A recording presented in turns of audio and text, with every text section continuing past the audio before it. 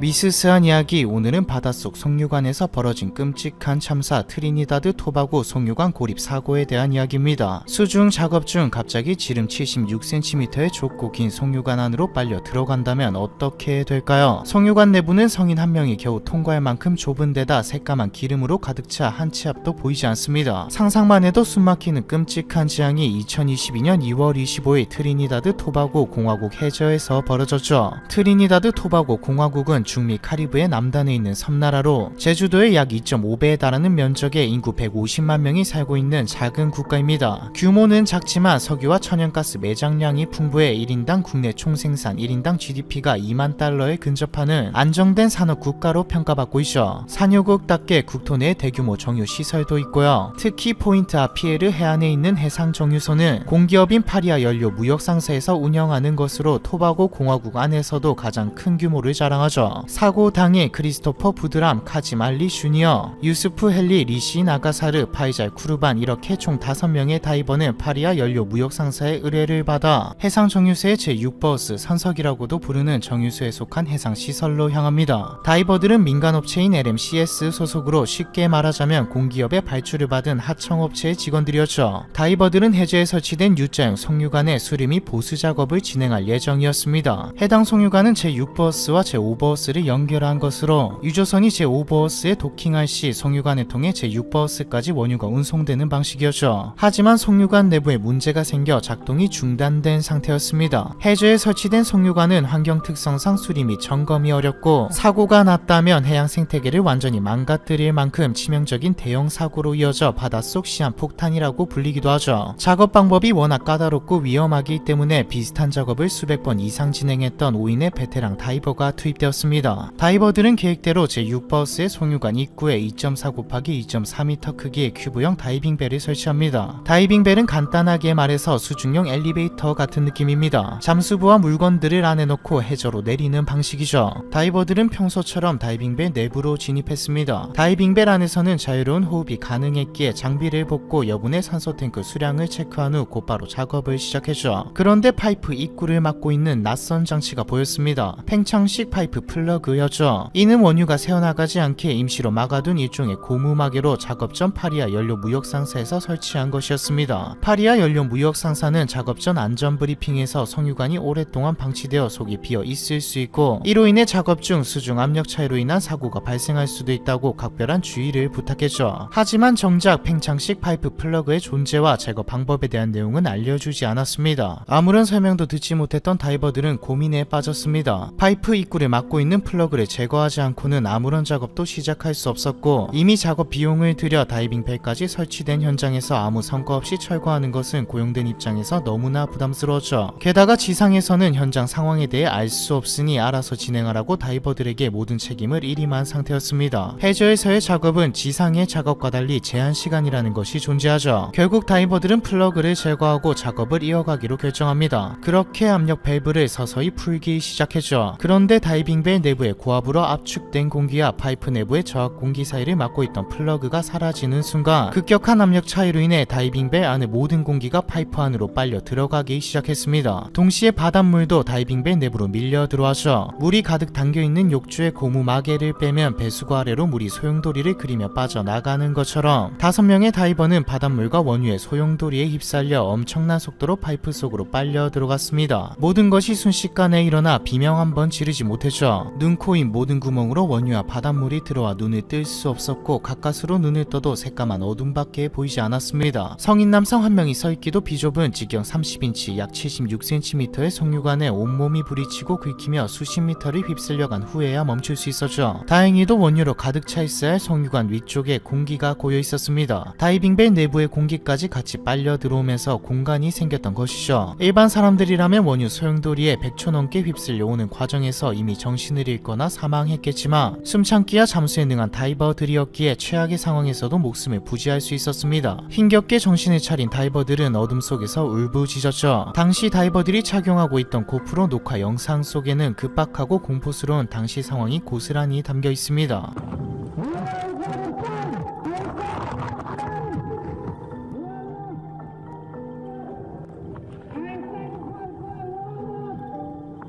다이버들은 먼저 어둠 속에서 동료들의 위치를 확인했습니다. 다행히 가까이에 있었지만 모두 심각한 부상을 입은 상태였죠. 누군가는 뼈가 부러진 것 같다고 했고 누구는 눈이 불에 타는 것 같이 고통스럽다고 했습니다. 머리를 감싼 상태로 떠내려온 크리스토퍼만이 비교적 경미한 부상을 입은 상태였죠. 한 치 앞도 보이지 않고 턱 밑으로 원유가 가득한 송유관 안에서 크리스토퍼와 동료들은 이름을 부르며 소통을 시도했습니다. 다이버들은 극한의 공포 속에서도 현재 상황을 파악하고 송유관을 벗어나기 위해 머리를 맞댔습니다.